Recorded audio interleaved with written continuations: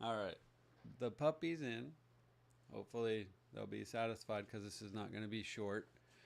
We're up to 1.12 personal points of reference, Book of 1, Chapter 1, Part 1.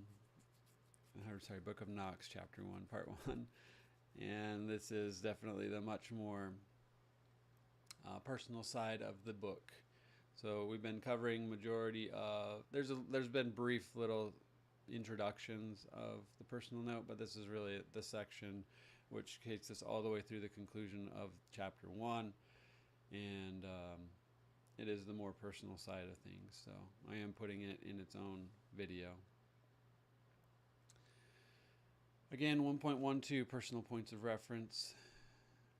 In no way, shape, or form do I hope to convert to convert or convince. This work is being pursued for my own personal freedom.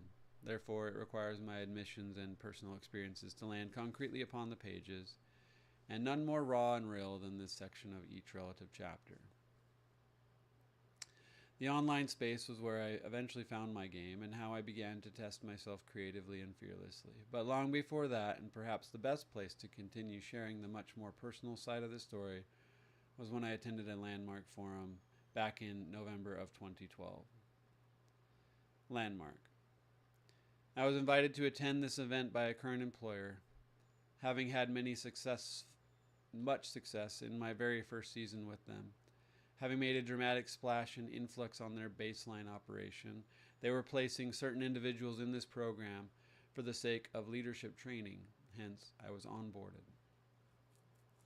At that point, I had already achieved many years of what you might call successful campaigns working in door-to-door marketing. I had worked almost exclusively with satellite television companies soliciting their subscriptions and scheduling activations across the states of Utah, Arizona, New Mexico, Colorado, California, and Washington. Now Communications. Now Communications was a company that had some incredible leaders, and I was blessed to have had the opportunity to be working with them at that time in my life. Being in such proximity to some most independently wealthy, inspiring, studious, and successful business minds had enabled an incredibly different life, and a completely different and energetic world of possibility to broaden for me mentally and experientially. The buzz was real.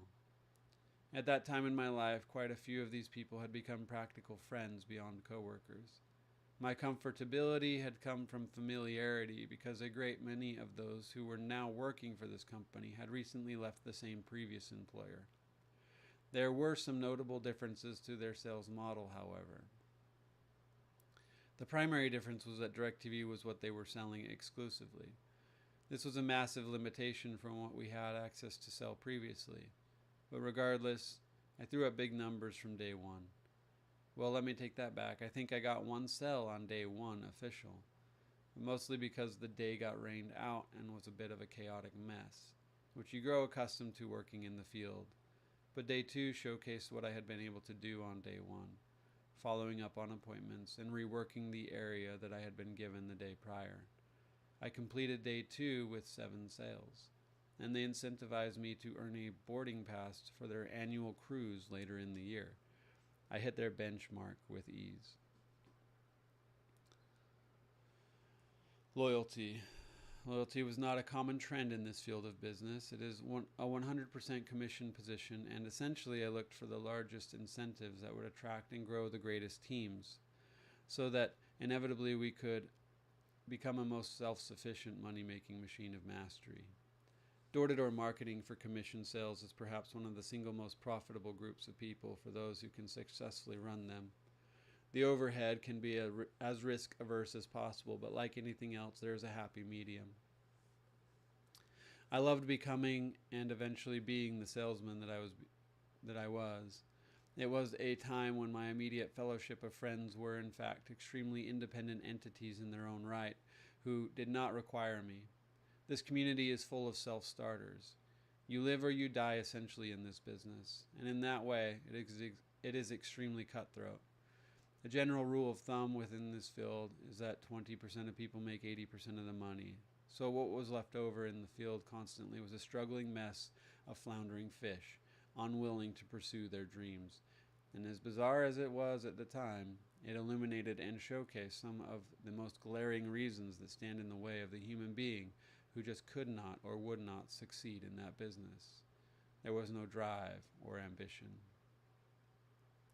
With many familiar people at this new company, I eagerly joined my best friend's team and was brought on board overnight. This was during the late summer and early fall of 2012.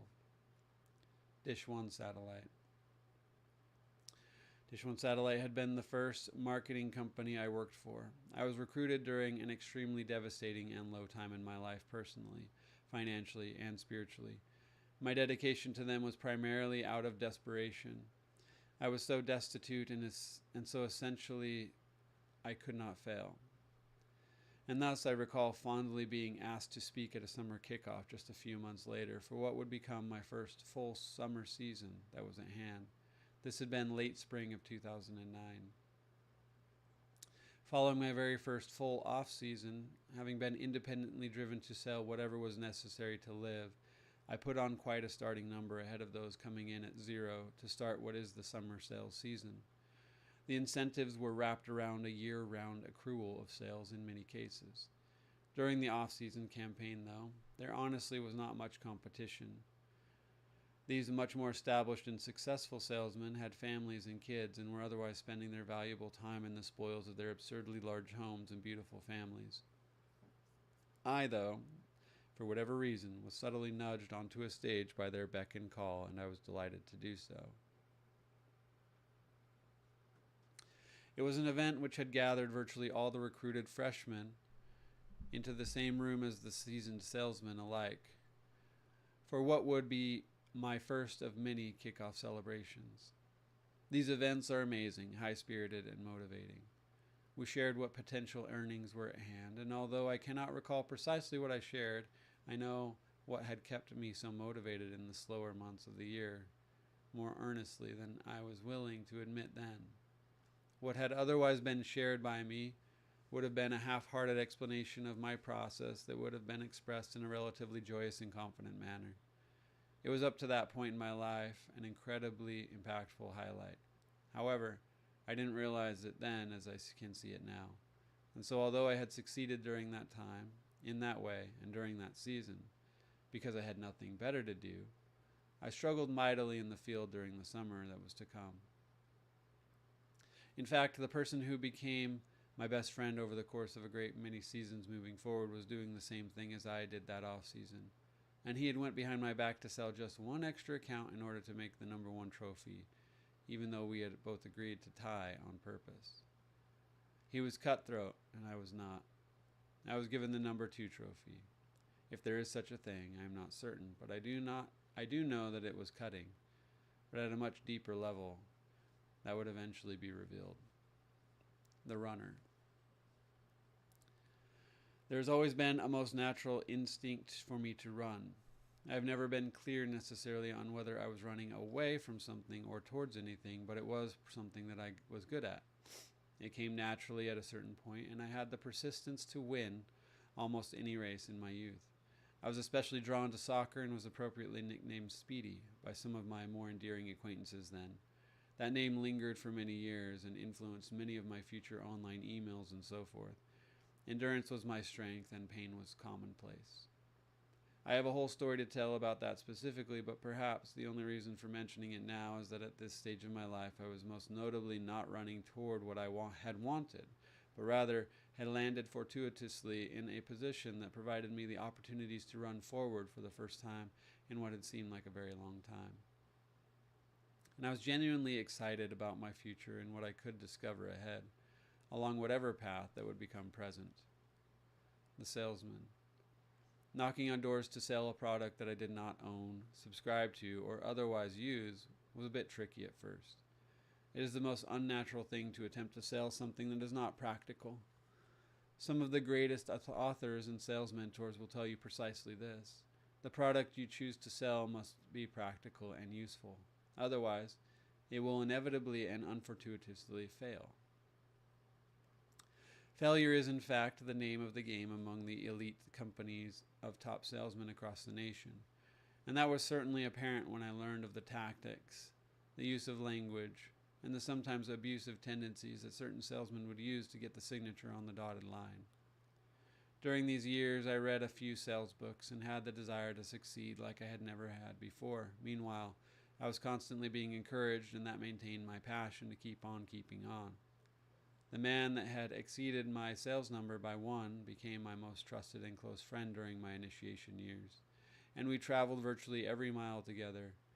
He would begin to blow me out of the water, though, in regard to productivity, and more often than not, I began to slip into a familiar role of the entrusted sidekick. I kept pressing forward, though, not taking into consideration what I was sacrificing for many years following him and becoming a part of his family by extension. I was grateful to be welcomed so intimately into such a beautiful, albeit most interesting family dynamic. The excuse I maintained for my benefit was certainly the opportunity to keep moving forward, exploring new neighborhoods, open spaces, isolated neighborhoods, and sitting with some very prominent people in their respective fields within the very homes that they lived. And so, for this reason and in this way, I was delighted and relished the demand for a constant change of environment, the expansiveness of the experience. Knocking. Knocking afforded me the opportunity to see beyond my otherwise limited perspective, to realize a broader, intimate nature about the world that we live in, and it indulged my senses. For the sake of my own life's purpose and ambition, I was certainly being tested both internally and externally. Some days it would be the heat, some days it was the rain, but no matter what came, we spent less time selling and more time talking about whatever the person was most interested in, learning the gentlemanly approach, and for me that was my bread and butter. A competitive nature was in full flex among my peers, and incentives were constantly up for grabs. Now, I was good at what I did, but for me, when things got too good, they got bad eventually. At the back end of the story was a lurking Mr. Hyde, who otherwise destroyed every blessing that ever befell Dr. Jekyll. I would take the position and the time for granted often, and at the earlier times of the day that were otherwise not regarded prime time, especially during the summers when the days were long, the abundance of sun was prominent and the birds were chirping, effectively calling my name. It was not uncommon for me to saunter off out of my designated sales territory and area to catch a midday movie or spend an afternoon playing in a nearby park or creek or whatever was upwind that garnered my attention. At a certain point, instead of the pursuit of the next sale, I recognized I wanted something more than to sit and sell yet another person the exact same product as the last time. What was much worse than the feeling, though, was felt most prominently between the most active seasons of summer and spring, while I was away working. During the more festive months of the year, I would struggle to maintain my motivation and inspiration, especially while sitting idly by at whatever home that I was enduring. Being on the road and in motion had become my most natural state of being. So during the slow seasons that followed, I most commonly succumbed to overspending, indulging impulsively in poor behaviors such as gambling, and had developed a fairly narrow mind relative to what I was in pursuit of. There was no clear why that I was working toward, no purpose. I was resorting to imitation unbeknownst to me, and was primarily utilized within my teams for the sake of training younger salesmen, typically, because at least that way I had some accountability and somewhat of a task that would keep me knocking on the next door, keeping my eye on the prize. Mr. Hyde. This character is precisely my motivation for nearly everything that I have pursued ever since I first recognized him as a dominant reflection in my mirror. I realized that he was a real and extremely dark entity that could not exhibit any excitement, joy, or firm stance in opposition to even the slightest breeze on the wind. He was not seemingly harmful, but it was evident that I had to root him out of me, no matter the cost. Sometimes I am convinced that he does not exist anymore, having been removed from him for a relatively good amount of time. But nonetheless, there are inevitable moments and recognitions that persist even to this day when I see myself standing in front of the proverbial mirror that is my own creation. He is the previously most dominant and pervasive version of myself, who, by happenstance, bounced incoherently between whichever bar or party was happening, who primarily acted out of impulse and with complete irreverence, without a care in the world seemingly, but pushing everything that he did care about all the way down, hidden away, and masked behind a plethora of lies and deceit that were neither convincing nor interesting. He spent most of his time with some close friends, but looking back also, some not so friendly acquaintances that proceeded to bury a most true version of himself. The action of wiping the humidity off of that respective reflection, from stepping out and doing something purposefully, was as daunting as any door I could ever imagine knocking on. The life that I was participating in had become just another unintentional landing spot in between seasons. Yes, I had successfully recognized him, admitted that he was not me, and desired to change. But perhaps, most importantly, at first glance, I was not me.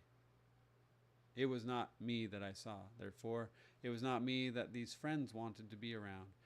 I was alone in the most crowded rooms, and they were as alone as I was, jubilantly existing within the same crowded room of ambient noise. The difference. My successes and interests had broadened, and I was no longer able to backtrack, even for a brief time.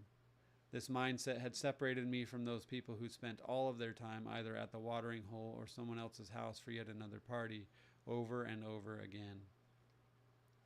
I had not anticipated this shift and persisted to deny it for a pretty good long while, and for whatever cosmic reason, the time spent apart, even for a short time, had dramatically hindered the resonance that had previously existed, real or unreal. What had developed during my time as the salesman had created the difference in me that would push back and stand up for myself against them, albeit in short stints and phenomenal outbursts of anger and aggression. It was not uncommon for fights and drama, and there were several outrageous, violent events that took place. I sometimes find it particularly strange that they occurred either within the first day of my return or the last day of my stay. So, finally, when I attended the 3-day weekend known as the Landmark Forum, all of this reality sunk in much deeper than I wanted it to, and I was certainly taken aback, having to stomach all of this and determine what was to come. It was imperative that I make a dramatic shift and choose my direction with incredible intention. Direction is more important than speed. Play a game, they said. Landmark continued. There are a number of happenings that took place that weekend. One of them was that I was pulled over on the way home following the final all-day session, but for the first time ever was not given a ticket. I recall being so naturally lit up in that moment that during the process on the side of the freeway, I was in high spirits, having just been singing a song called The Middle by Jimmy Eat World out loud, and excitedly for the first time in a very long time. I was on fire and passionately existing in the moment. Within my 1993 Oldsmobile Bravada, which I had affectionately nicknamed Olga, and I couldn't have cared less about whatever took place on the side of that road. I had a fire burning and a clarity within my mind that she, Olga, and I were going somewhere, anywhere, perhaps everywhere. The artist. I had opened my Photoshop app and rendered the very first iteration of the logo that I currently use for my brand, Nahx. Oh, wrong side. That one. Either during that weekend or at least within a week of its conclusion. And I had also commenced writing during that weekend for the first time in what seemed like a lifetime. On one of the nights following the forum, I was so intoxicated with natural endorphins and creative juices that I wrote something so profound to myself that I had most appropriately titled The Story of I and You. I can recall the joy that I had felt then still today, and at times, and especially while writing this book, I can remember that potential. I certainly spammed everyone that I knew that night, for better or worse. Whatever the consequence of my action, I was open to it. Governed in existence and to manifest, you thought that everything was something or a culminating plot. Because of something earlier, you sacrificed the you, but today is all you have, and it's okay to be brand new. I will read every book there is to understand the you. Looking back, I can recognize precisely what had occurred during that weekend as a direct result as a direct result of my Landmark Forum. But at that moment, it was otherworldly to me, and it begged the question, why? Perhaps because my purpose had been usurped by incentives, or because my most personal conceptions that were resonant had become completely absent for ignorance' sake. Hell, for the sake of my ego, perhaps. because what had become foreign to me was myself, my divine natural longing and desire to run and be in motion, actively pursuing and creating and singing. Although these thoughts had become persistent, it did not mean that they were factual or real. The fact was just this: I had become immersed in a life that had not been my own. I had become entrenched in seeking worldly possessions that I did not actually desire. The path I had been entertaining was not leading me anywhere, and so I was effectively creating their universe, singing their song, failing to recognize that this was yet another season that would lead me through to the dawning of yet another day, to being able to believe in something truly divine myself. Tapping on and revealing wholly an energy that resided beyond my mask, which had become mired with the experience of the salesman, the unconscious and pervasive self that had been left and abandoned within these disingenuous lands, was unable to feel the wind. He had become unaware of his freedom to breathe, of his essential natural nature to resonate with truth, and to feel the feelings of ecstasy experientially. These realities had been removed, essentially buried below the sea floor by unrelenting burdens. The challenge. Having been re-inspired by the momentary glimmer of my most childish innocent self, I returned to the dreamer, becoming like a child filled with potential again. This was a result of the landmark forum for me. It had done for me what no other substance, person, or place could do for me, and finally my spirit was alive. Even with an enlivened notion of possibility, though, no matter how long or how dramatic the outburst, the motivations, nor the feelings, there was inevitably a world that I did not resonate with anymore. This level of frequency and vibration had extremely unsettling ramifications at first. So although it gave way to my creative self, and it was as if I was reborn, there was a new beginning that was at hand, and finally, and it is certainly worth sharing here, the conscious question at the time gave way to an internal churning challenge or game that I faced with varying degrees of intention and devotion, and have every year since to varying degrees, but rightly and firstly, the challenge was as simple as this: stop drinking. Additionally, I had mustered up and successfully rendered a single point of interest that would enable my creativity to be born. For the very first time in my life, the action of writing and creating began to feel exceptionally intimate. It was simple, depicted in the form of 4 simple letters, all written in lowercase, one of which was exaggerated by a subtle and obvious hook. Subtle but obvious hook. And the balance was impeccable. I was enthralled and inspired as I stared at what I had just created. The logo is intended to go there in that gap. It was a majestic work of art to me, provoking my spirit, and it beckoned another question. What does it mean? Spokane. Spokane became the most appropriate direction on the wind, and so the most remarkable thing to mention about my time spent in Spokane, Washington, is certainly related to what occurred at Landmark. It was a place that I experienced my first successfully extended period of life abstaining from alcohol and cigarettes.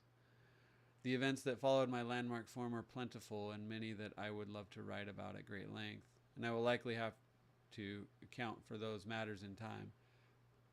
But for now, I wish to focus on just a few pressing aspects of my time spent here. Spokane offered many new opportunities I would have never had otherwise. During my time there, I grew up mentally, spiritually, and physically. But respectively, it was not about the city itself. It was much more about the closure of a previously endured cycle. Spokane, Washington was in fact precisely the same area that I had been invited to go to when I was initially recruited and flown out of Utah many years prior by my sister. It was precisely where my career in door-to-door marketing had begun. This made it exciting because it was like my life was coming full circle, and I was elated to know that I would be in a familiar but still foreign land of infinite possibilities. Like always, I suppose. If you are not familiar with this region, let me just speak plainly and say that it is breathtaking. There are beautiful rivers, green landscapes, dramatic elevation gains, and it is only 10 miles away from Washington's eastern border with Idaho, where just beyond that invisible line is another wonderful community known as Coeur d'Alene. My time spent here gave way to many tides and currents, chapters and gleanings, including but not limited to the extended successful abstinence from alcohol, cigarettes, and drugs of every type. I was able to get into the best shape of my life and was, dare I admit it, I was without a doubt happy for the most part. During my initial year there, I could live and breathe and do whatever was inspired by my heart without the pervasive inflections and distractions of my so-called friends and family in most recent years. And for the first time, I was consciously feeling the feels more deeply and discovering the knows, if you might entertain my euphemism here. All things on the physical plane of existence were made intimately known to me in real time during this season and in full scope. The power of the wind, the cycles of the sun, and the necessity of the rain. I had initially spent the first summer, doing the usual remedial task of selling television subscriptions to the residents for Now Communications, but at the end of the summer sales season, I chose to stay instead of go. I walked away from the job in a most curious way. I firmly planted a root and commenced to commit to something altogether different than ever before for me. I needed to stay still. Of course, it was motivated subconsciously by a lack of desire to return to a pretentious environment that much of my family knew fondly as home, but for me, this community of Spokane, Washington would become my home. When I made this decision, I became open to whatever would present itself, anything that would occur in correspondence to an extended moment of stillness. I experienced pushbacks and an unintended argument with my best friend, firstly and appropriately, but I was not budging from this conviction. The words that he used were empty of meaning to me, and I had grown tired of hearing them. The best friend. The best friend was more than that. He was my brother. The man I had spent most of my time with, both in season and off season. He was in fact the most resonant soul I had ever known by that time in my life, but inevitably the summer concluded and he proceeded to leave. I witnessed him driving away like I had done so many times before, but this time I was not with him, nor would I be with him, and I knew that, and I believe he knew that. He disappeared with his team, his salesmen, who would continue expanding his future. As I lingered there, feeling the moment intensely, I began to unwind and search for the meaning of all of this. I discovered, albeit not precisely, in just that single moment, but within a short period of time after the reality of my environment and the realness of my choice sank in, what it actually felt like to desire something for myself. The desire. You must understand that for whatever reason I had always been a sidekick, the guy in the corner, or worse, the one who saunters off, disappearing into the dark, who effectively has no resonance, no joy, and no passion to speak of. There was no pulse, no flow, no friend. The laughter that eked out of me during those years was more like a sad chuckle, and the interests I had were dismissed and not taken seriously by anyone, even my closest friend during our final season working together. I was spending time with him and his circle both inside and outside of my life as the salesman for years at this point. Oftentimes, late at night during the off seasons, I would get drunk, just drunk enough to tolerate the otherwise exhausting crowds, conversation, and circumstances that I was subject to. It was a mere pawn upon the chessboard. I was a mere pawn upon the chessboard, limited to playing a defensive role and constantly subject to being sacrificed for the overall objective and strategy on the board. This narrative had created a silent monster emanating within. I had many defensively mechanized response techniques that were at hand, and I would lash out at times, but I needed him, absolutely, just like any person needs a friend. But unconsciously, I had realized that I was desiring something that was beyond what he could bring into my life. Perhaps the whole reason for me describing this, the imperative point to make, is just this. I had become just another casual, unpresuming friend that was only there for a season, but never, and when I say this, I truly mean it, never going to be there for a lifetime. On the contrary, my friend and my brother who left, well, he was a real leader, and he had assured me to no end on a most regular basis at the height of both our success that he knew what he wanted, and in those moments I had failed to realize the truth of it all. That was this. Without a doubt, we did not desire the same things, and especially not the same life, and yet for some bizarre reason that I was not 100% understanding of at that time, and although I stood proudly upon that ground, I knew this. Everything that was familiar to me was going to disappear with him and them beyond the horizon. They followed him, not me, and he would lead them in whatever direction that served him, whatever direction he desired. But I had finally arrived at my nowhere place, perhaps the most important place that we are all seeking. I am not certain, but it was a place where I was no longer willing to be led, and instead I desired to learn how to lead, learn how to listen, learn how to live, and I was not afraid. The Spokane apartment. I was alone finally, sitting in the living room of a 2-bedroom apartment. It was extremely small but very nice. It was located on the bottom floor of a 3-story building tucked away nearest the dead-end inlet of the apartment complex parking lot. Beyond the sliding glass door was a patio which led to the smallest patch of grass imaginable, and just beyond that was my parking stall. That side door, patio door, or sliding glass door took the place of my front door. My front door was essentially just a wall for all intents and purposes. Inside of the apartment was an aquarium that housed a single Oscar cichlid fish, a cast iron teapot, and some accompanying bamboo tools to accent it quaintly upon the counter above my sink. Just to the side of that was usually the burning of incense sticks. The smells would linger in the air, offering me a euphoric sense of peace that was nostalgic and reminiscent of a vivid and sacred space that exists only within a very distant memory. This memory is that of a time when I was in my most creative and joyful spirited circles of musicians, playing, singing, and enjoying life to the fullest. I had spent much of my time living in and around the Tower District of Fresno, California, so that memory was worth entertaining for the sake of my creativity and rumination. And finally, of course, there was an adequate amount of food in the refrigerator. This was a very important part of the equation. The brief time that I spent in that apartment gave way to an incredible amount of knowledge for the first time ever. I sought out all types of study that went far beyond the sales books, and I entertained it all. I valued my time and used it wisely and constructively. Discovering tapestries and streams of thought, I was enthralled by virtually every string of words. This was all found not so ironically by way of the public library that was not more than a few miles away. Yes, that is correct. Libraries do still exist, and some people actually use them.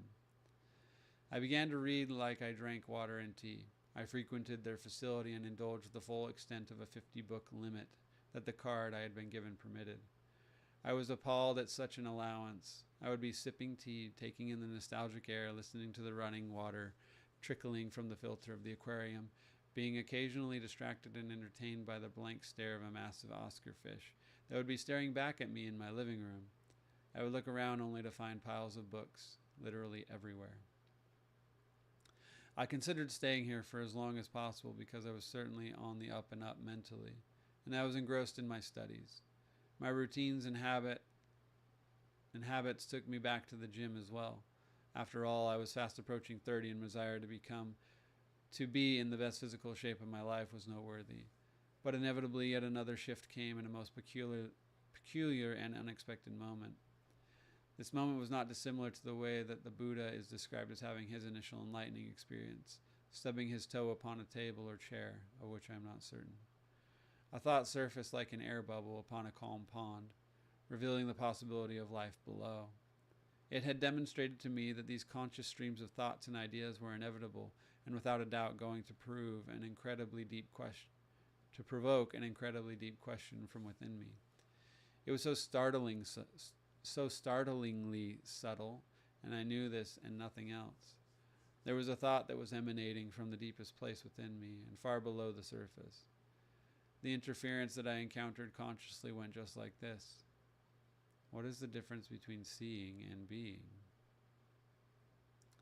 For the first time in this process of devouring knowledge, I considered that everyone had the same story, perhaps just happening experientially at different levels, and the only stark differences between the contents were the definitions, the words.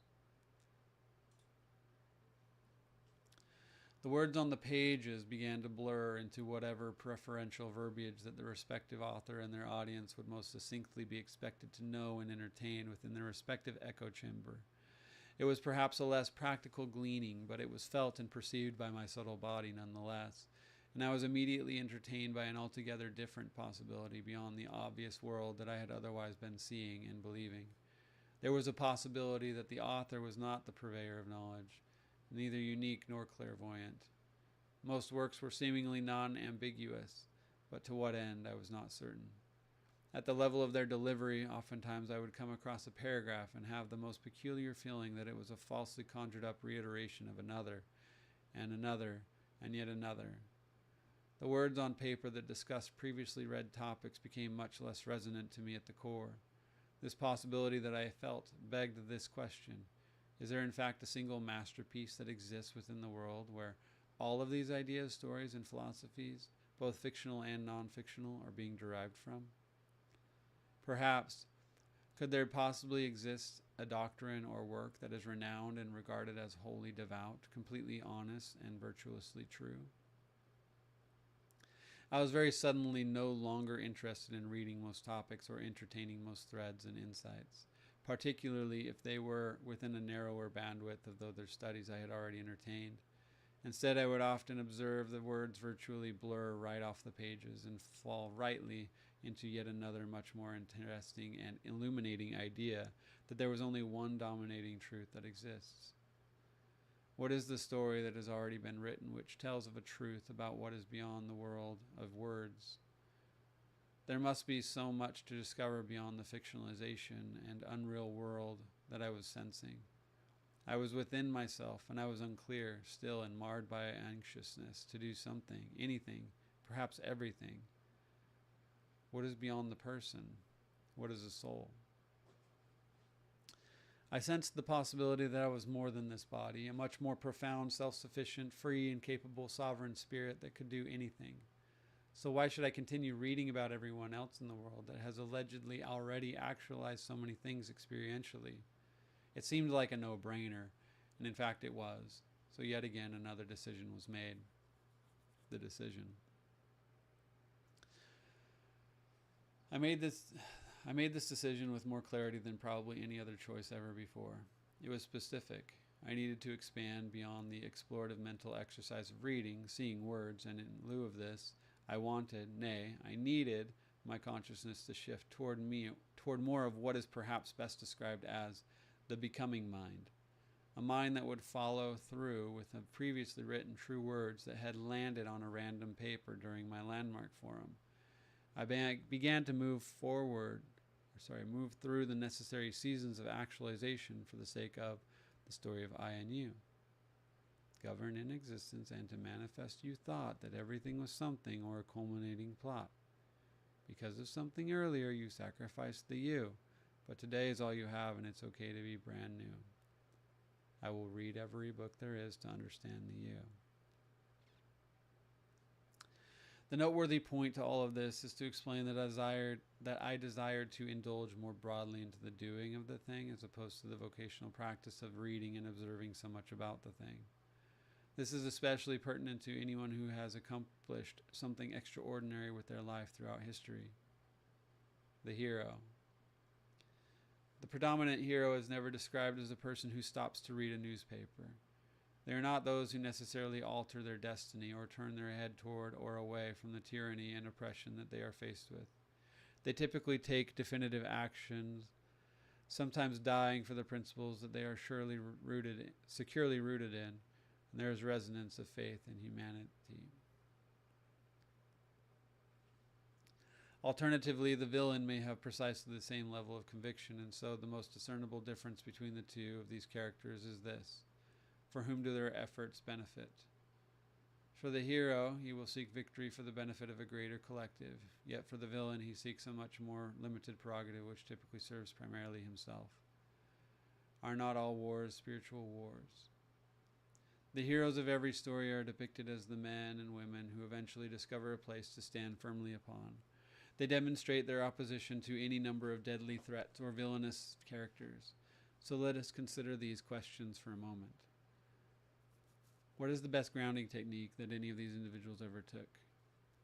What does it mean to ground? What is being communicated to us today that might reveal who the heroes are and who are the villains are?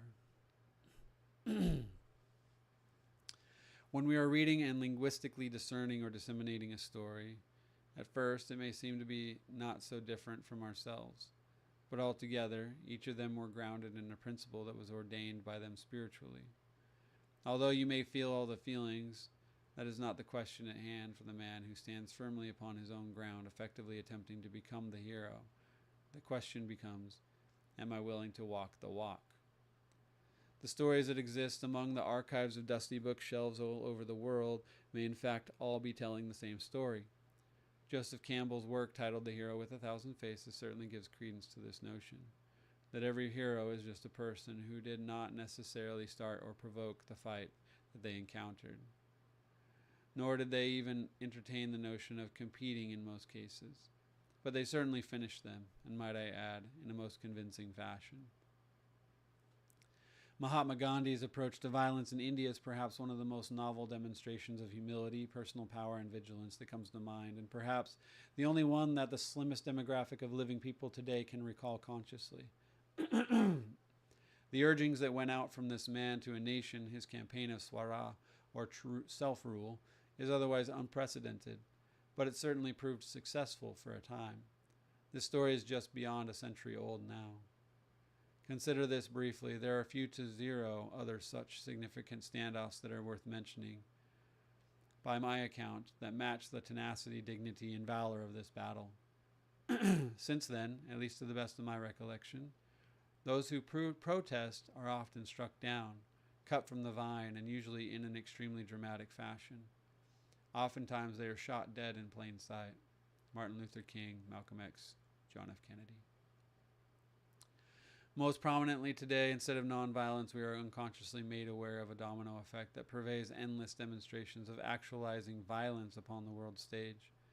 And it has remained evident to the growing mass of sleeping men who read their newspaper as opposed to bearing their cross, that the nation must dominate over another nation for the sake of what? Security? Perhaps peace?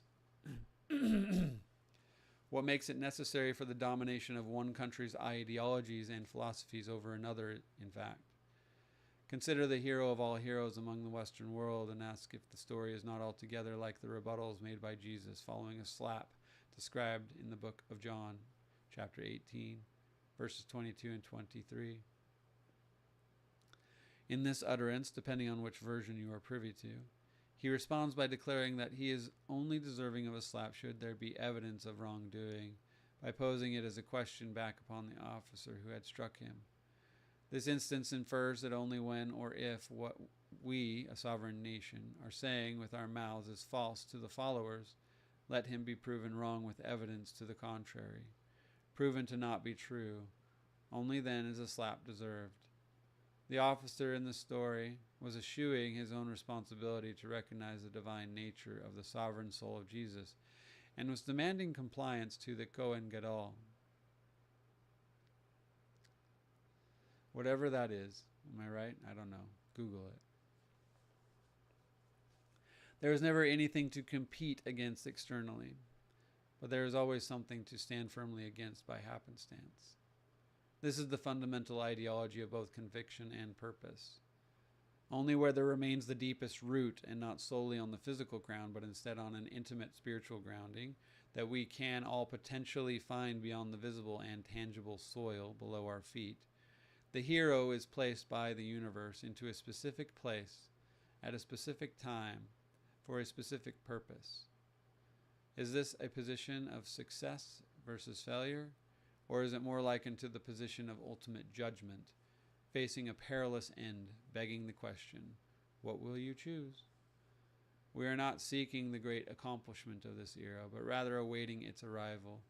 And as it appears, it will not be dissimilar to the heroes who have dug in, connected to, and essentially cemented themselves to what is right in front of them, that which becomes just and plainly evident. The Millwood House. There was a house and property for rent in Millwood, Washington, just south of Upriver Drive on Argonne Road, just north of the Spokane River. It screamed at me from the moment I rode by on my bike one seemingly random day when I saw a for rent sign in the window. In lieu of the alcohol and cigarettes that I had been investing in years prior, was an immediate blessing. This possibility actualized as the direct result of having saved a bit of funds that would have otherwise funded my own destruction in my previous life. Regardless of how much money I had ever made annually, I spoiled my blessing with personal pleasures like the drink and smoke, and trusted the games of chance in gambling halls perhaps far too willingly and frequently. I was intent on maximizing my unlimited potential by way of dramatic actions. So, regardless of my evident hesitation, I did not cower to turn back once this decision had been made. From the moment I walked into this house, I was constantly in action. There was so much more to tend to, and it was up to me to make this space whatever it could be. Downstairs was mostly an unfinished basement, like my childhood home, which had only one finished bedroom and bathroom. Upstairs was a simple kitchen, separated by a door to the living room, which accompanied a very small hallway, which led to 2 bedrooms on either side of the house, and were split by the bathroom, which sat at the back center in between them. The house sat most prominently to the front of the property. It was a modest dwelling with both a front door with an entryway, but also a side door which led to a driveway, which effectively was a full semicircle. Upon entering the driveway from the busy main road was a single detached garage which opened up to the rest of the yard, in a skinny and endless plot of untouched land. I had been existing between most apartments and very limited decent housing for many years now, and I was beyond excited to create something memorable. Nahx Farms. I had moved in around mid to late June 2014, but by the late winter and early spring of 2015, I had the idea to convert the yard into a garden.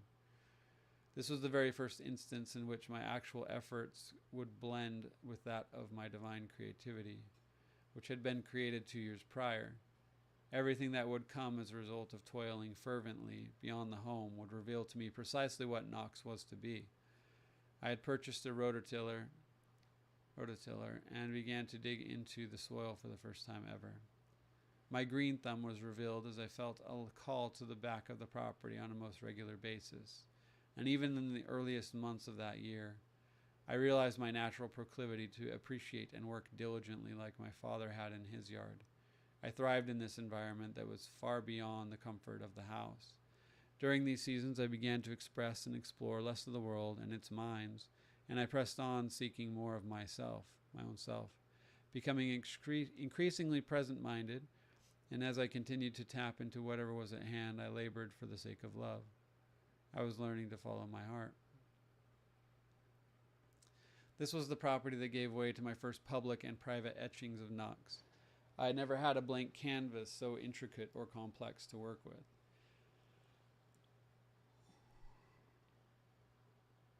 Excuse me. On one day in what was most likely late February of 2015, I began to etch my name upon the earth. But it was not the name that most people were calling me by. It was the name that I had created what seemed like just yesterday, but in reality had been a couple years prior now. And in conjunction with the initial awakening experience that I had during my landmark forum, I fell in love with the earth. During this season in Spokane, I became consciously aware of the stark difference between this life and the life that I had previously been enduring amongst the crowd of what were now unfamiliar faces. There was an absence of drama in my life, and I had an incredible amount of gratitude that emanated from within. The energy of Mother Earth was being encountered firsthand, and serenity was ubiquitous. But it begged the question on a regular basis, why? Perhaps because I was separated from the energy that had dominated me for so many years prior, having become obsessed pursuing everything of the world that I believed I knew, and aiming for alleged rewards that were promised, believing that money would buy me happiness and eventually formulate the feelings of an accomplished life. And yet now, only about a year or two removed from those pursuits and that effort, still abstaining from worldly pleasures and behaviors, I began to conceive and believe that I could build much more than just a garden on this land. Nahx. The very first scratch upon the earth that announced the arrival of Nahx was in a freshly tilled patch of a churned up soil that I had marked for the place that would become the primary garden spot. It was just beyond the detached garage that sat to one side of the narrow property just beyond the driveway. I entertained myself with these types of playful and innocent gestures, which demonstrated to me personally that I had a playful spirit. A spirit that was perhaps not dissimilar to the one observed by my parents of a young boy who played in a sand pit that his father had built. The sand homes and sand castles that were built back then were for the horny toads that we would catch during our family gatherings during what is known as the Fam Jam. This sacred place exists in the high basin plains of eastern Utah now, just as it did then when I was a child. Unconscious tendencies and many of my most active defense mechanisms that had been etched on my spirit and created in me over many years had the opportunity to fall away while toiling in the garden. It was a happy place, but also a tough place to be. Virtually every day there was something that would not meet my expectations, not be growing fast enough, and I was immersed in the study of what it takes for all types of plants to grow and what types of environments and natural remedies I could use to create a better potential yield. But I was not in this garden alone. In the spring of 2015, I had also taken it upon myself to get a puppy, perhaps for the sake of my own sanity. After all, I was still quite isolated from a world I no longer understood. Her name is Kiwi. Kiwi, of all the words that find their way onto these pages, and for an obvious reason to me, this may in fact be one of the most profoundly moving and vulnerable aspects of my life. It is up to this point the most difficult feeling to face, especially when attempting to associate a word with a resonant meaning. The word Kiwi is not just a word, it is a name, a soul, a being that is held in the highest regard at the level of my heart. So I am sorry, but to me, she is not just a word. She is my life force energy that exists within the shell of an otherwise majestic animal, my Rhodesian Ridgeback. Reluctantly, I must begin sharing her with you for the healing process to take root in you as well, though. So I hope that you are ready for the following string of words. Kiwi is the most revered topic of my short-lived, socially awkward, and frankly absent life. In lieu of the pursuit of short-term, unpersonal relationships, there remains Kiwi.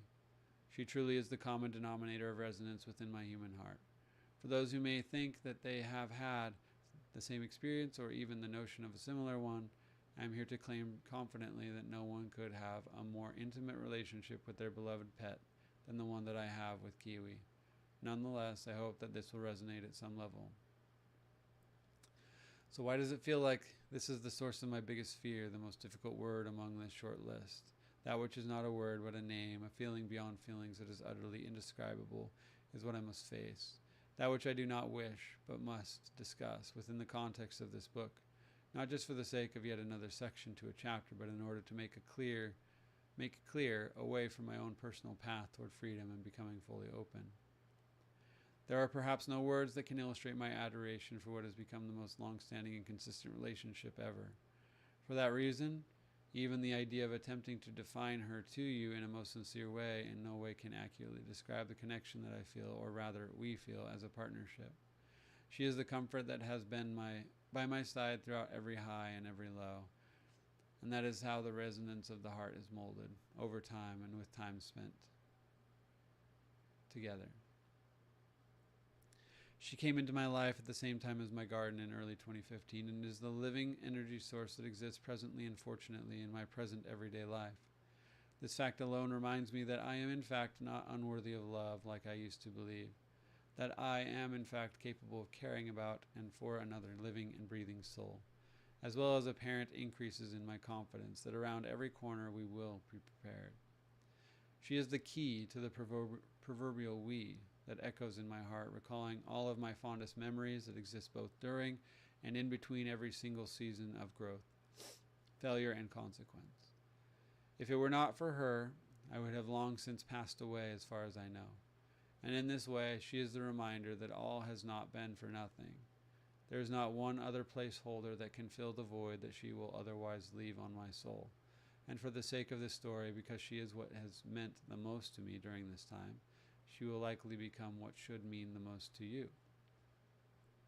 I was healing and we were building together. She took every beating and endured every raw fragment of echoing pain that I had buried, and in the wake of those episodes, she continued to love me still, looking back at me with eyes of compassion, understanding, and love, beyond every horizon, onwards and upwards or otherwise.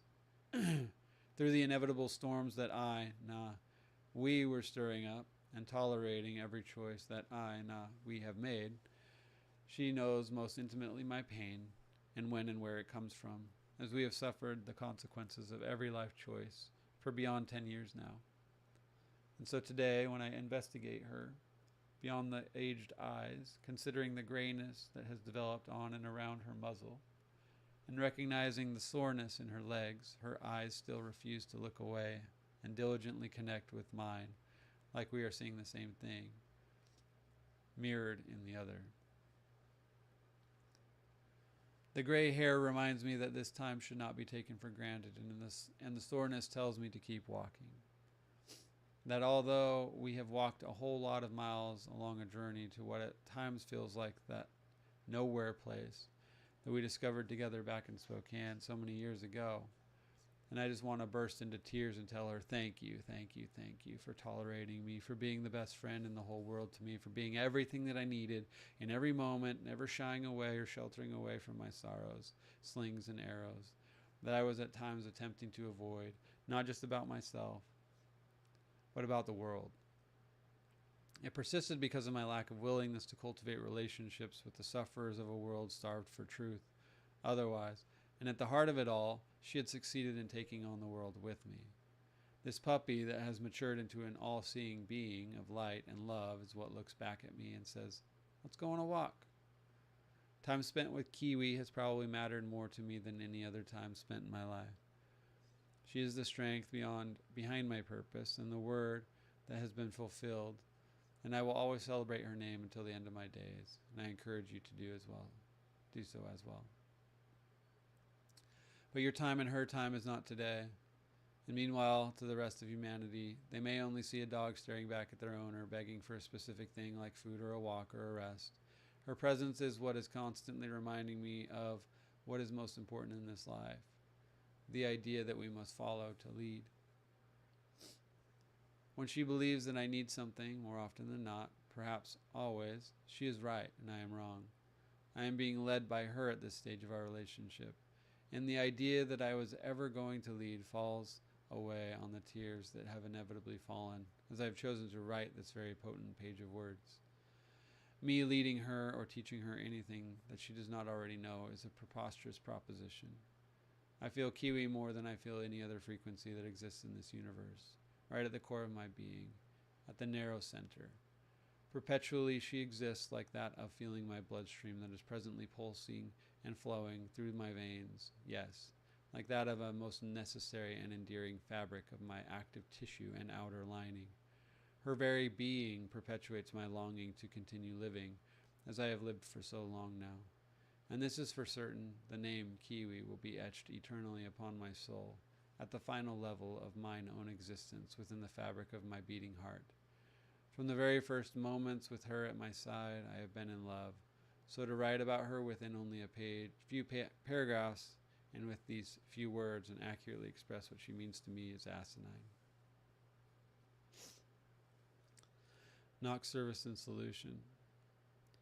I had proudly embarked upon a hopeful and relatively fearless journey into the world of content creation on both my personal Facebook account, sure, like anyone else scrolling about, but more prominently and notably, I had created a brand new channel on YouTube called Nahx Service and Solution. Let me just say this to begin, not to defend necessarily, but rather to provide some insight. I could give a damn about rules, especially as they relate to artists and creativity. I come from a time when Napster was basically the biggest thing in the world, and everyone that I had ever known were ripping and burning their own CDs in plain sight on their family's home computer, or at least we were. So the lessons were not learned instantaneously by any stretch of the imagination. And over the course of a whole lot of time, I became conscious of something that was extremely foreign to me yet again. Having had some working knowledge of programming interfaces and technically integrated in intentional processes, when I took note of that information relative to the apparent back-end programming that appeared on YouTube, it was clear to me that something was not right about it, like that of measuring up an opponent in a boxing match. What gets viewers and what does not, percolated over the course of time, and that spirited and competitive salesman emerged. This proclivity to a lower level of consciousness, most aptly known as apathy, had always been a most pervasive inclination for me. I just didn't care apparently, but really, I did, and my actions showed that in many demonstrations of rage and mistrust. I was not acting in the same way that many others on the same platform perhaps did. That is extremely evident in hindsight. The part that I did not comprehend about the new internet that those who were now much younger than me were more consciously aware of, a rudimentary and essential protocol had been initiated. Whereas for me, I was going fist to cuff, fighting my way through a barrage of most interesting encounters, not just online, unwilling to budge to the principles of my heart, but also in many other ways relative to the much broader real world. The period between my time and the current time of manipulating internet code for work had morphed beyond my recognition, and was certainly beyond my comprehension. And to be frank, I really just didn't care to investigate it enough. This was not necessarily why I had come back to the Internet of Things, and I was certainly not open to adhering to any rule. During the seemingly few years that I had spent becoming the successful salesman whilst losing virtually all my passion, creativity, and opportunities for expression, the world had changed. I would not entertain in any way the idea of returning to the life that I found in that career, existing for hours on end, doing remedial tasks of the worst type in a massive but otherwise damp basement office with no one to interact with. Pretending to enjoy being a graphic artist, code implementer was not possible for me back then, and was certainly a big factor in the series of events that led me to being fired from that job, and essentially that career path, and thank God for that. Remember, I had also spent those years completely intoxicated and alone in drama and chaos of the crowded rooms and suspended in purgatory by the company of familiar strangers who could and would drink and smoke like I wanted to drink and smoke. Gambling was how I experienced the highest high, and drinking is how I found my lowest low. But for whatever alternative to living seemed most appealing at the moment, I fully immersed myself. The brand. Back to the topic at hand, though, when I initially created this brand, it could become anything. And with this extension, it latched onto the idea that by some manner, I desired to be of some value to the world.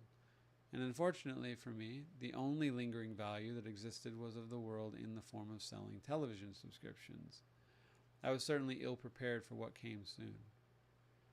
Regardless, walking out boldly on this new stage, I began to get in front of cameras, and even felt relatively at ease naively, showcasing my garden, highlighting the experiences of having a most exotic animal as a pet. For my standards and state of being, I was living large, and I wanted others to see it and admire it, give credibility for my effort, validate the feeling and what it meant to me. But I could not get past the great majority of my tendencies. And so as the seasons concluded, and one blended into another, life began to get much harder. We, Kiwi and I, cultivated a bounty of fresh food, prana, and natural life force energy directly out of the earth because of our toiling in the garden that first year. Yes, it was extremely successful, but I felt failure on an altogether different level. When I recognized my effort to share was essential all for naught, and the whole world had appeared to be sleeping and dead. Kiwi walks.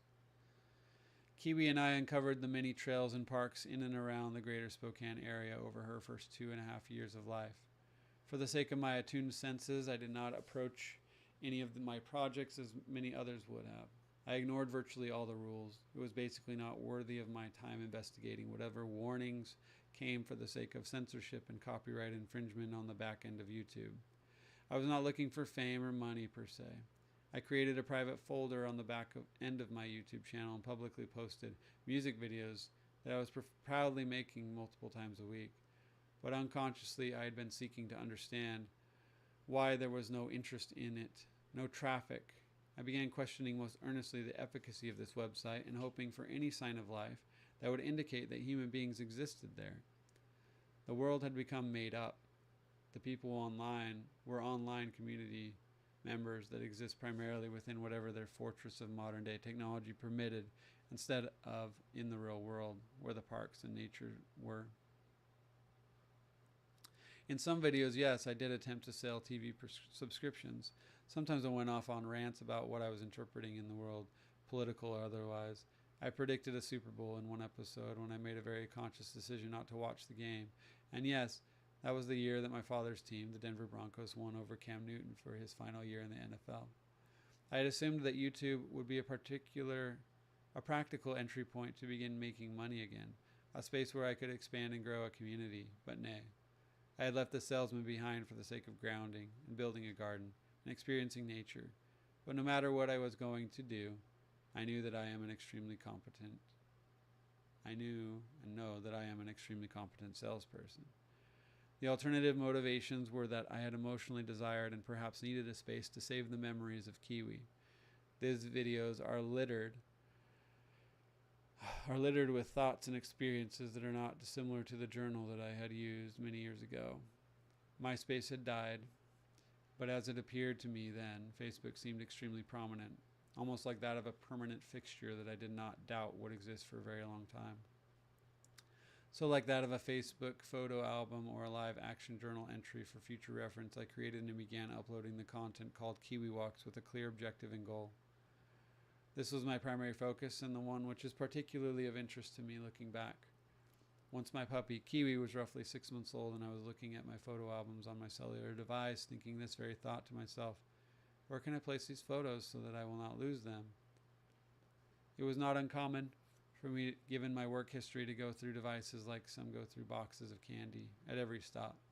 I got a new box, most often losing all my data in the process. And well, let's just say, during this 6 month time, more than any other, I was snacking every day, taking photos of her as a puppy at play. It was of the highest priority to preserve these moments that never seemed to last long enough. We all just seem to grow up altogether too fast, wouldn't you agree? Yes, a high priority when it came to snapping photos of the most elegant, beautiful, and majestic creature that I had ever encountered. The stark outline that highlights the back of her spine in the form of a ridge on a purebred Rhodesian Ridgeback was evident, but she was not a purebred. She had quite a bit longer coat of hair, and that accentuated this feature, and it was especially pronounced as a puppy.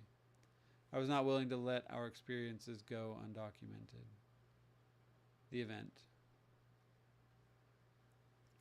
There's a plethora of thoughts that come to mind as I recall some specific encounters, but I yield to the principle of neutrality now. This is because I would not expect them to be important to you, and I should not expect them to be either understood or comprehensible by you.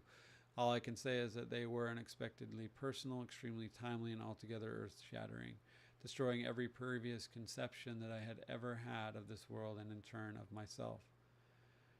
Throughout the most recent seasons of my life, an audible echoing is now actively occurring, pouring out of every tonal frequency device that I am near. In the wake of any number of specific attacks, I struggle to press on, not just as a creator, but also in my day-to-day life. At the job, among my friends, and in the presence of my family, I found failure because of an inescapable fear that lingered as a result of attempting to create content. I attempted at times to share about these discoveries, however, the words would not come, and of the few that did surface, it became incredibly clear that they most certainly had an undeniable proclivity to the opening of a door that would most likely lead to me being, well, committed is the first word that comes to mind. I recognized this and recoiled for comfort's sake. This is, in fact, a personal point of reference. My creative projects were blacklisted, knocked to the bottom rung of the algorithms, and there were no tangible results that came from my efforts in any number of pursuits. Kiwi Walk Season 1 to 4, Nahx Season 1 or 2, Nahx Home, songs, poems, journal entries, motorcycle rides, nothing.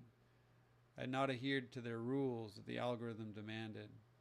These are rules that were just as prominent then as they are now, although they are perhaps much more restricted now, actually.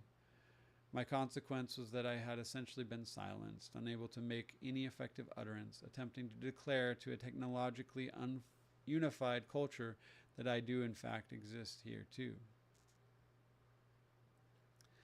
However devastating this may seem to some, an opposing result was becoming increasingly evident by way of synchronicities, that in turn created an incremental level of trust. Trust in what, you may ask? A trust between myself and a new audience altogether.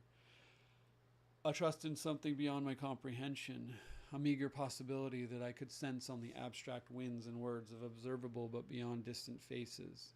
So regardless of my lack of comfort, I pressed forward with no audience to speak of. I commenced to seemingly begin yelling into the abyss for heaven's sake by way of this pronunciation of my alternate name, Nahx. For the principle of service and the possibility of solution, I screamed, cried, played, and entertained myself, staring blindly into the darkness, allowing all my unrelenting rage to express itself, every curiosity and question to be explored. Then I succeeded in unveiling a hidden talent that I had not yet known, and I endeavored to flow and weave through the distortions of reactivity that I was sensing. In essence, everything that was inside of me was released, and I became obsessed with the process. For the sake of healing, I returned as often as I could to indulge in this hobby, to fight, to ask the paradoxical man in the mirror everything. This lesson I had to learn experientially, and is virtually impossible to convince you of. What I can tell you without a doubt, though, is that everything that was inside of me went into it, echoing amid the most obvious and profound frequencies. I felt as though my energy was being catapulted into the etheric plane of existence, to a much broader whole than I could have otherwise known, and I was actively broadcasting beyond my comprehension like an antenna above the trees. My rage. Over the many years that passed by, endeavoring to entertain the universe, the void, the dark abyss, a relationship was formed, and it had become a profoundly safe space, and a helpful process. A recognizable collection of voices were resonating distantly at first, and another language was being recognized.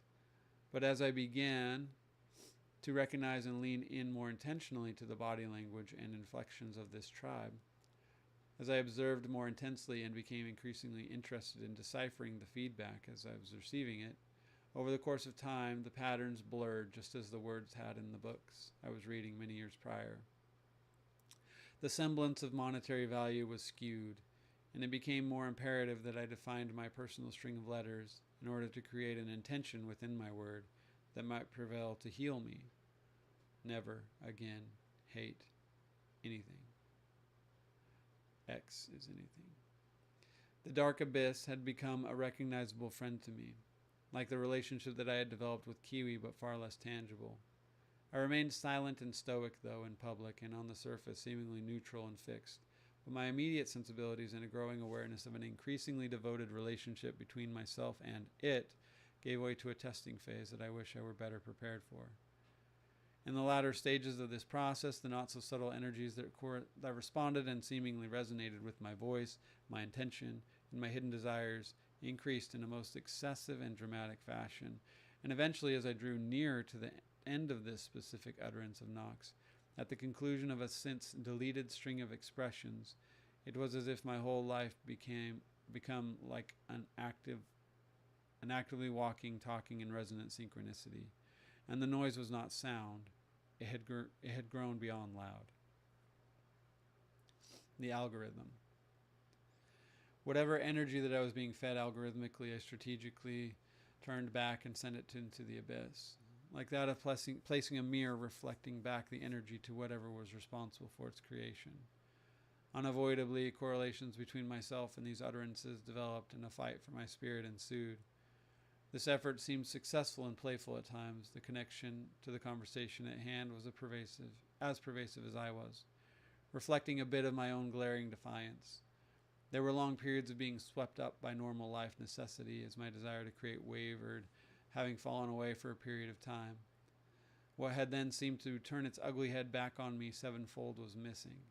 The energy that had at times certainly persisted to remind me of my own powerlessness was strangely missing, and I craved it, but karmically I chose to yield. At a certain point herein, I will share more specifically what this season was and why it was this way. But for now, and regardless of whatever these creative endeavors were, or should I say instead are, still today, as I aim to write this down now, the consequence of them weighs on my soul. For this reason, I subscribe to a very important rule of thumb. The intention that I choose to create today goes out from me into the abyss, and beyond that, into the realm of others' mental awareness. It is ever presently echoing back in the form of possibility for me, sure, but now it is not just for me, but to that of an unsuspecting world. So I must choose wisely what I create in order to become a most effective hero. At times, this energetic intuition has significantly impeded my judgment. The constant predicaments between me and my creations have given way toward old habits and setbacks. I had resolved to end a relationship abruptly in a dramatic fashion, and I'm not proud of how I handled that specific event. I returned to the excessive uses and abuses of cannabis, and to the extent that I began to grow it professionally and personally. The justification being that it was for the sake of a much more creative indulgence. This had also given way to a resurgence of excessive indulgences with alcohol and tobacco, and brought about a very low time in my life. And just as it is with consciousness rising, there are undeniably painful truths to face, and necessary seasons to endure. Although I had become conscious, I could not place the proverbial genie back in its box. Having had many clean and sober years prior, this thought devastated my spirit and tenacity. They were spiritual attacks that I became aware of vividly, and my awareness and discernment were impaired every hour of every day all over again. In full, I had stayed drunk and high for roughly 3.5 years, choosing to replace my blessing with an unrelenting numbness. The previously endearing flame of my private but passionate prior life had disappeared. I had fallen away from everything that had led me to the enlightening discoveries that had successfully enlivened my spirit, and everything that had been important to me as that younger man who had successfully sworn off. The consequence. Unbeknownst to me, my livelihood had dissipated once again into despair and insignificance, and I felt worthless, scared, and emasculated. Within a year of my relapse, I was back to a meager 130 pounds soaking wet, with cheeks sunken in and collarbones sticking out. My spirit was emotionless, and my eyes on occasion permitted a lingering tear that imitated crying. But there was no ecstasy to be felt in these unfortuitous ponds of pain that were eking out of me. After all the effort that I had put forth, I had asked myself, how did I get here? During one very obnoxious night of loud noises that were carrying on in the street just beyond my bedroom window, hearing bats hitting the hoods of a car and screeching tires amid some distorted yelling, I relied on my computer to research everything about what was happening in the world, but nothing to be found. Instead, at this very moment, the first video I clicked on was not a video at all. It was a beyond sick and twisted revision of my own creative efforts being spawned and regurgitated by the system itself. It was incomprehensible, but made my mind spin and my stomach churn. Every component within my subtle body was uncomfortable, and as it continued to assert very specific possible consequences that could affect a family that was unreachable. Its presentation very intentionally teased and tormented me for the sake of my curiosities, questionings, and sensibilities. I was nearly 33 years old. Within a short time, I experienced my very first hospitalization. I had chosen to quit working for the cannabis industry during an altercation between myself and a fellow grower. There were some hoops to go through, though as this was just a part of the process for them, and therefore for me, upon leaving the building, I called a friend who picked me up and drove me directly to a meeting of recovery where I sat down among many people that had come to know me well. I reeked of marijuana, and I was beyond embarrassed to be seen and smelt in such a sad situation. He drove me to the hospital immediately afterward to do some necessary blood work as requested by the company I had been working for. I suspect it was for them to discover the real reason, or at least a valid enough justification for my dramatic changes in attitude and effectiveness in most recent months, and also to avoid paying any unemployment benefit. But that is just my thoughts, and why I would imagine they had me go through such a process. But nonetheless, my toxicology screening revealed something extremely out of balance within my system that justified what came next. I spent 3 days hospitalized in a mental health facility in Spokane, Washington, and was released on Christmas Eve 2017 to find that both my sister and brother had made the trip to check on me. I was relieved to see them. We spent a very cold and unfortunate Christmas together in a lonely home, but nonetheless, we were all together for the first time in a very long time. The response. Even today, many patterns appear to me, and in extremely peculiar places, but far less often and far less intensely. There are a few exceptions, though. I'm constantly asking myself a question, certainly, but today I ask less of how this is occurring and more of what do I actually want to create as a response. Following these events and my consequences, I learned a big lesson. I moved back to Utah, living with my father, his wife, and youngest half-brother. I was here for a year, rent-free, witnessing the world that had become my home away from home. I resided within what had essentially become a storage room for all of the holidays.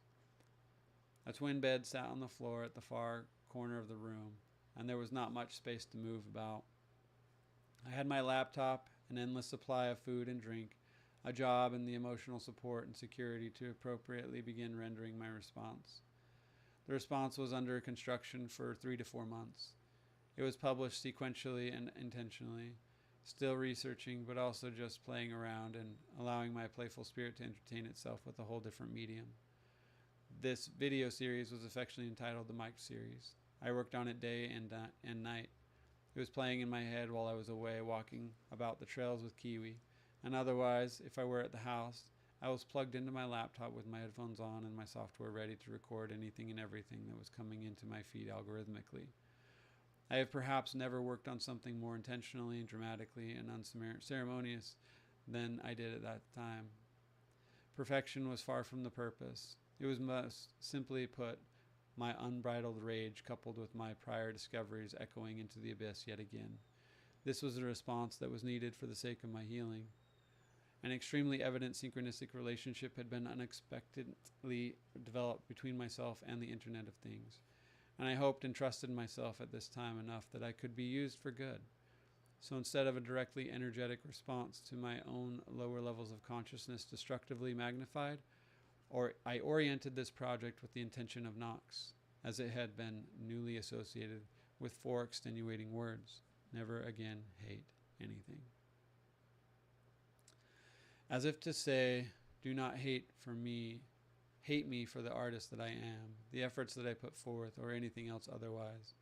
This was going to be whatever it was going to be, for better or for worse.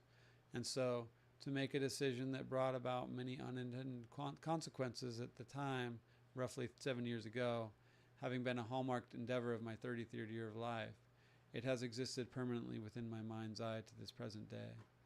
As I commenced to write this book in this format and for this intention, 7 years removed from these moments among a few others, I can now believe that without a doubt it will succeed, not because of me, but because the universe has willed it to be. For better or for worse, I still do not know.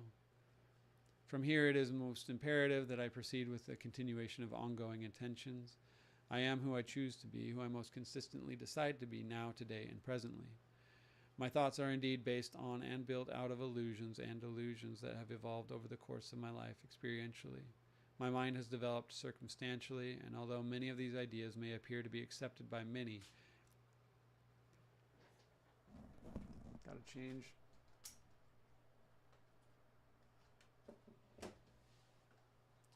My apologies.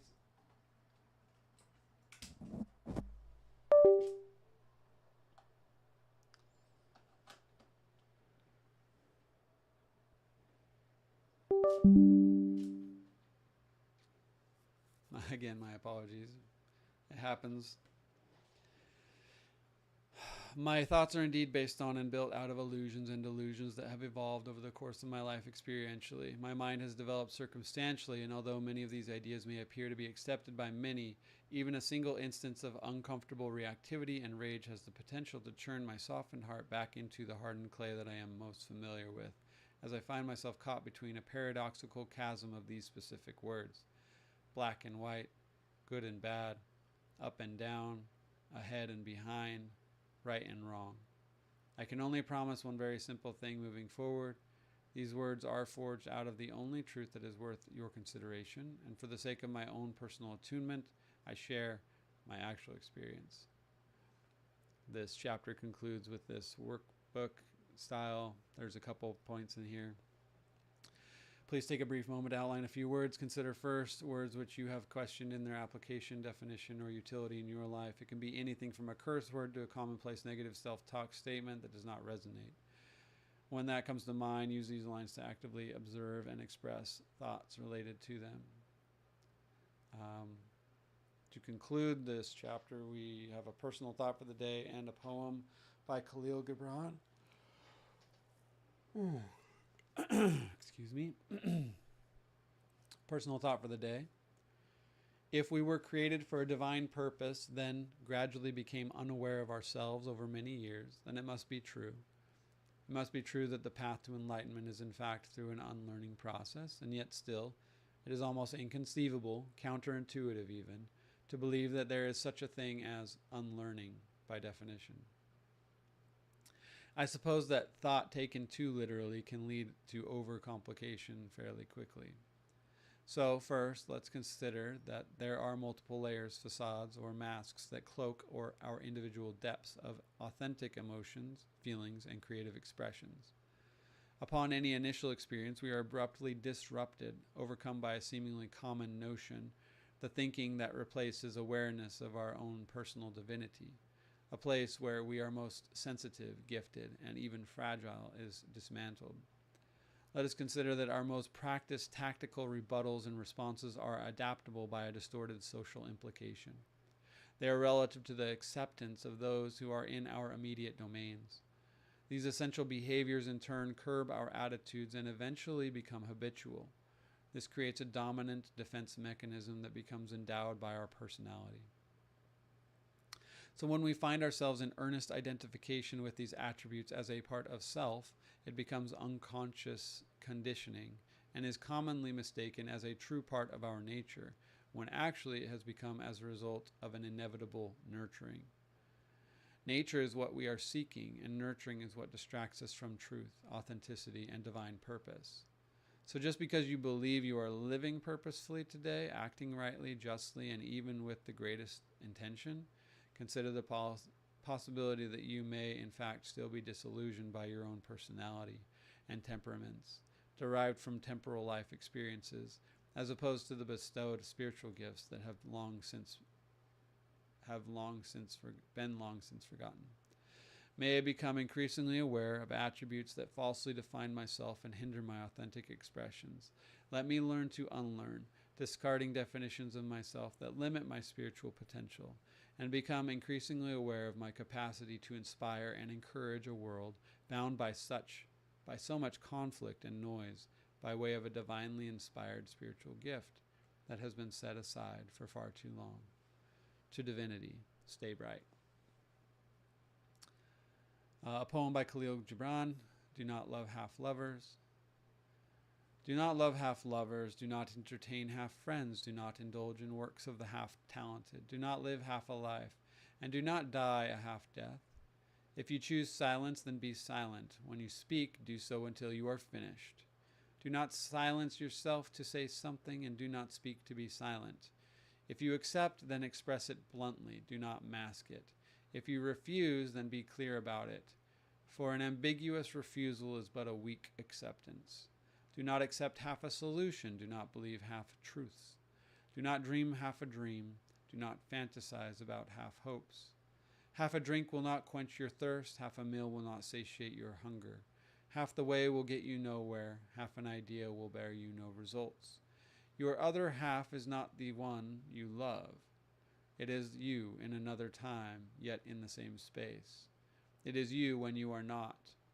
Half a life is a life you didn't live. A word you have not said, a smile you postponed, a love you have not had, a friendship you did not know, to reach and not arrive, work and not work, attend only to be absent. What makes you a stronger to them closest to you, and they strangers to you? The half is a mere moment of inability, but you are able, for you are not a half a being. You are a whole that exists to live a life, not a half-life. Chapter 2 we will pick up at another time. Thank you very much for allowing me to read and get through chapter 1. It is a blessing to share all this. Again, this section especially is very personal, so I don't expect you to understand it all just yet, but these are the words put on paper so that we can start to build into it, which is the intended purpose in the long run for chapter 2 and 3 and so forth. So peace be with you all, and be well, and see you later.